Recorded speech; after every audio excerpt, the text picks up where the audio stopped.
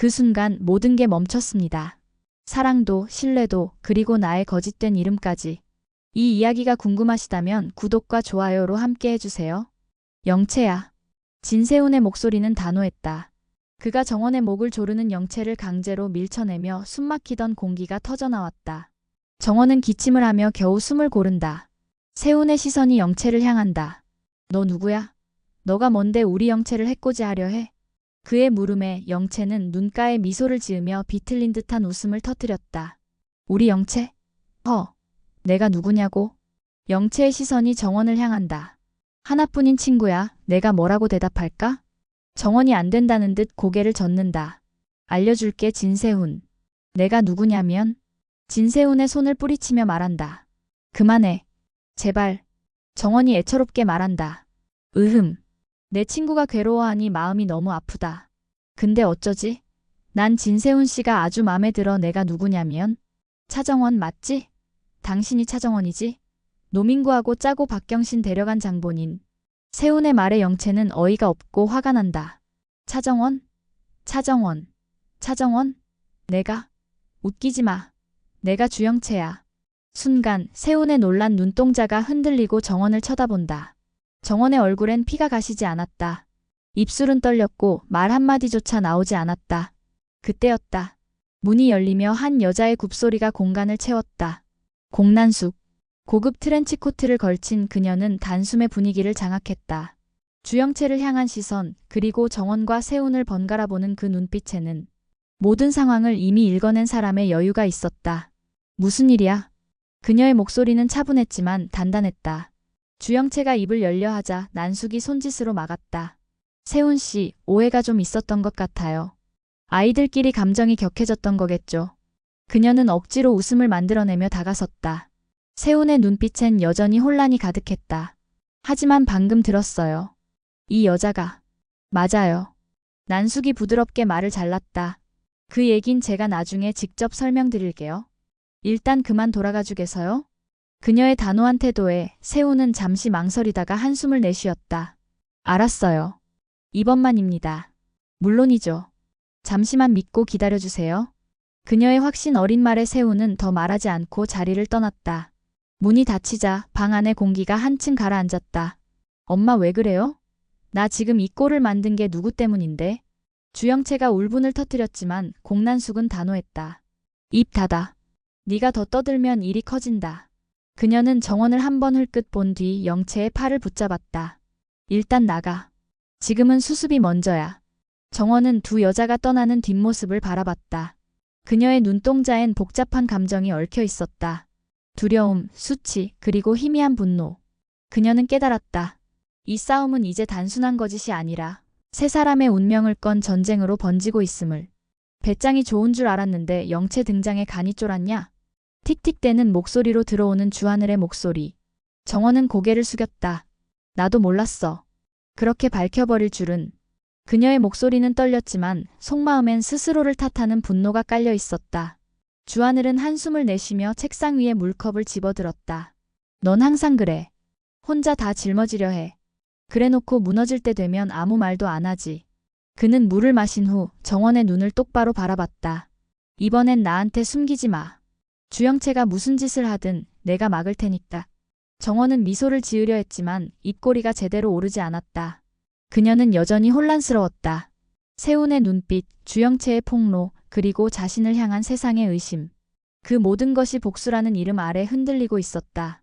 내가 무슨 선택을 하든 믿어줄 거야? 그건 이미 선택 끝났지. 그의 대답은 짧고 단호했다. 잠시 후 그는 자리에서 일어나며 덧붙였다. 근데 조심해. 영채 뒤엔 공회장이 있어. 힘들지도 몰라. 정원이 그의 뒷모습을 바라보며 속삭였다. 각오는 했어. 그 시각 건양그룹 회장실. 묵직한 회의실 공기 속에서 세 사람의 시선이 부딪혔다. 한혜라, 진태석, 그리고 공난숙. 혜라가 먼저 입을 열었다. 차정원이라는 여자가 우리 며느리 영채에게 너무 심한 악감정을 가지고 있더군요. 단순한 질투는 아닌 것 같아요. 그녀의 말투엔 은근한 냉소가 묻어 있었다. 공난숙은 웃음을 가장하며 손끝으로 머그잔을 돌렸다. 요즘 젊은 여자들이야 복잡하죠. SNS 하나에도 감정이 폭발하는 세상인데. 그러나 진태석은 의심 어린 눈빛으로 두 여자를 번갈아 보았다. 그게 단순한 감정 문제면 다행이겠지만 내가 보기엔 그애 차정원. 자기 아버지 문제로 뭔가 꽤 깊이 얽혀 있는 것 같아. 아버지 문제요? 헤라가 물었다. 그래. 차기범이라는 이름 들어봤지? 예전에 공사장 사건으로 잡혀간 사람. 그 사람 딸이 바로 차정원인 것 같더라고. 순간 공난숙의 손가락이 멈췄다. 표정은 여전히 부드러웠지만 눈빛이 스치듯 차가워졌다. 이게 뭔 소리야? 저들이 지금 내 딸 영채를 차기범의 양딸로 알고 있는 거네. 그녀의 입가에 희미한 미소가 번졌다. 회장님, 헤라 부회장님.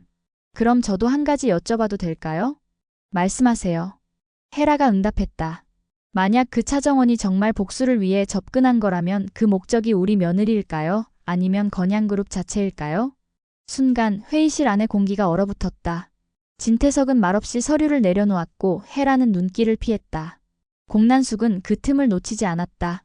그녀의 속마음은 이미 빠르게 계산을 시작하고 있었다. 좋아, 이 판 내가 먼저 움직인다. 차정원, 내 딸 영채의 자리를 위협했다면 끝은 하나뿐이야. 그녀의 미소는 부드럽지만 그 속엔 서늘한 칼날이 숨어 있었다. 그리고 그날 이후 모든 관계의 줄이 하나씩 끊어지기 시작했다. 회장실의 긴 회의가 끝난 직후 진태석은 황 실장을 불렀다. 그 박경신이라는 모델. 주영채와 엮였던 남자지? 어디 있는지 알아봐. 목소리는 낮았지만 명령이었다. 한혜라는 곧장 윤 비서에게 시선을 보냈다. 윤 비서, 혹시라도 경신이 차정원과 엮여 있다면 우리 계획이 틀어질 수 있어요. 그녀의 손끝이 탁자 위를 두드렸다. 규칙적인 소리, 마치 시한폭탄의 초침 같았다. 진태석은 천천히 서류를 덮으며 한마디 덧붙였다. 박경신은 입이 가벼운 남자야. 누가 먼저 그 입을 막느냐가 이번 판의 승부를 좌우하지. 그 말에 헤라는 의미심장한 미소를 지었다. 그럼 우리가 먼저 움직여야겠네요. 밤이 깊어지자 서울 외곽의 오래된 창고 앞. 한 대의 검은 SUV가 조용히 멈춰섰다. 그 안에서 내린 사람은 다름 아닌 공난숙이었다. 휴대폰으로 받은 좌표를 확인한 그녀는 짧게 숨을 고르고 안으로 들어섰다. 창고 안에는 박경신과 노민구가 있었다. 경신의 입가엔 상처가 있었고 노민구는 겁에 질려 있었다. 누구 회장님? 노민구가 떨리는 목소리로 부르자 난숙은 고개를 끄덕였다. 말하지 마. 지금부터 내가 시키는 대로만 해. 그녀는 손짓하자마자 구실장이 그림자처럼 나타났다. 두 사람의 결박을 풀고 어두운 길가로 끌어냈다. 차량 뒤편에 태워. 바로 본사 별관으로 옮기고 흔적은 전부 지워. 그녀의 지시는 매끄럽고 차가웠다. 박경신이 그녀를 향해 물었다. 도대체 무슨 일입니까? 왜 절? 입 다물어. 네가 살아있으려면 오늘 있었던 일은 있는 게 좋아. 그녀의 말에 경신은 더 이상 아무 말도 하지 못했다.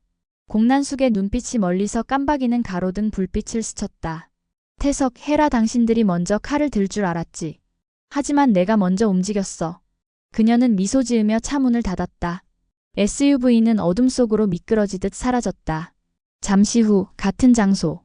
회색 코트를 걸친 황 실장이 현장에 도착했다. 뒤따라온 윤 비서가 주변을 빠르게 훑어봤다. 바닥에는 묶였던 밧줄 자국과 끊긴 케이블 타이, 그리고 급하게 버려진 의자 하나. 분명 여기에 있었다는 게 확실하네요. 윤 비서가 말하자 황 실장은 담배를 꺼내 물었다. 근데 지금은 없지. 그는 천천히 담배에 불을 붙이며 낮게 중얼거렸다. 이건 누군가 급하게 빼낸 흔적이야. 단순한 실수로 놓친 게 아니야. 윤 비서가 고개를 끄덕였다. 그럼 누가 먼저 움직였다는 건가요? 그래. 그가 일어나며 담배 연기를 내뿜었다.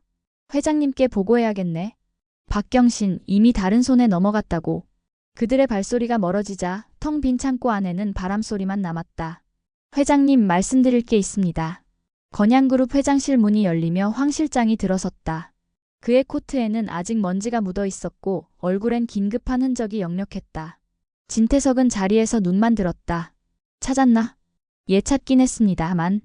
황 실장은 잠시 말을 고르며 고개를 숙였다. 도착했을 땐 이미 아무도 없었습니다. 밧줄과 흔적만 남아 있었고 누군가 급히 사람을 빼낸 게 분명합니다. 진태석의 이마에 미세한 주름이 잡혔다. 누가? 경찰보다 빠르게 움직일 수 있는 사람이 그리 많진 않을 텐데. 그때 회의용 의자에 앉아있던 한혜라가 입을 열었다. 간발의 차이라면 우리 움직임이 노출됐다는 얘기네요. 그녀의 목소리는 냉철했지만 그 속엔 분명 짜증이 섞여 있었다. 황 실장, 누가 정보를 흘렸는지 알아봐요. 내부에서 새나간 게 아니라면 우리 쪽 통신망이 털렸을 수도 있어요. 그녀는 자리에서 일어나 창가로 걸어갔다.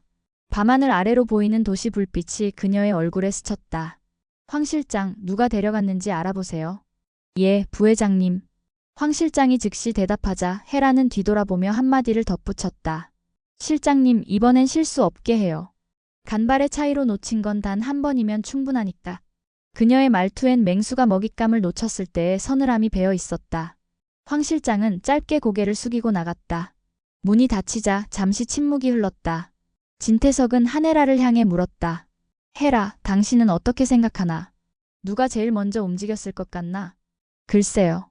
하지만 우리가 아는 사람일 수도 있다는 거겠죠. 혜라가 대답했다. 진태석은 서류를 집어들며 낮게 말했다. 좋아. 그럼 누가 먼저 그녀를 손에 넣는지 이번엔 끝까지 가보지. 헤라는 미소를 감추지 않은 채 대답했다. 회장님, 이번 판은 제가 이길 겁니다. 그녀의 손끝이 유리잔을 스쳤다. 짧은 짤랑 소리 하나, 그리고 무겁게 가라앉은 침묵. 밖에서는 바람이 세차게 불었고 창문 틈으로 스며든 그 바람이 헤라의 머리카락을 흔들었다. 서울 외곽 더 크라운 캐피털의 별관 지하실. 불빛은 희미했고 공기의 냄새는 눅눅했다. 철문이 끼익 소리를 내며 열리자 공난숙이 천천히 안으로 걸어 들어왔다. 그 뒤로 주영채가 팔짱을 낀 채 따라왔다. 방 한켠 박경신과 노민구가 묶인 상태로 무릎 꿇고 앉혀있다. 그들의 얼굴엔 여전히 공포가 짙게 드리워져 있었다. 난숙은 말없이 그를 내려다보다가 짧게 웃었다. 그녀는 손가락으로 책상을 탁탁 두드렸다. 두 사람 다 골칫덩이야. 어떻게 해야 하지? 그때 옆에 서 있던 주영채가 물었다. 엄마, 근데 어떻게 알고 박경신을 거기서 빼온 거야? 공난숙은 딸을 향해 천천히 고개를 돌렸다. 그 시선은 차갑고 묘하게 피로했다. 너 그게 궁금해? 내가 알 수 있는 법이 다 있어. 그녀는 다시 박경신 쪽으로 시선을 돌리며 혀를 찼다. 학골도 보기 싫다. 둘 다 내 눈앞에서 좀 치워버려. 주영채의 얼굴이 놀라굳었다. 엄마, 치워버리다니 설마 진짜. 아무도 못 찾을 때에 숨겨. 난숙의 말이 칼처럼 잘랐다. 다른 누가 찾으면 큰일 나. 그녀는 짜증 섞인 한숨을 내쉬며 말을 덧붙였다. 산채로 확 묻어버리기 전에 조용히 사라지게 만들어. 말끝에 담긴 냉기와 피비린내가 공기 속으로 번졌다. 주영채는 고개를 돌려 경신과 민구를 바라봤다. 그들의 눈은 절박하게 흔들리고 있었다. 하지만 공난숙은 단 한 번도 그 눈빛을 마주하지 않았다. 그녀에게 그들은 사람이 아니라 거래가 끝난 상품일 뿐이었다. 그녀는 가방을 집어들고 나가며 짧게 말했다. 끝났어. 이제 내 딸의 앞길에 방해되는 건 전부 지워. 문이 닫히며 지하실은 다시 어둠 속으로 잠겼다. 모든 진실은 이제 흙 속에 묻히려 한다. 하지만 묻은 자는 언젠가 파헤쳐질 것이다. 구독과 좋아요 잊지 마세요. 감사합니다.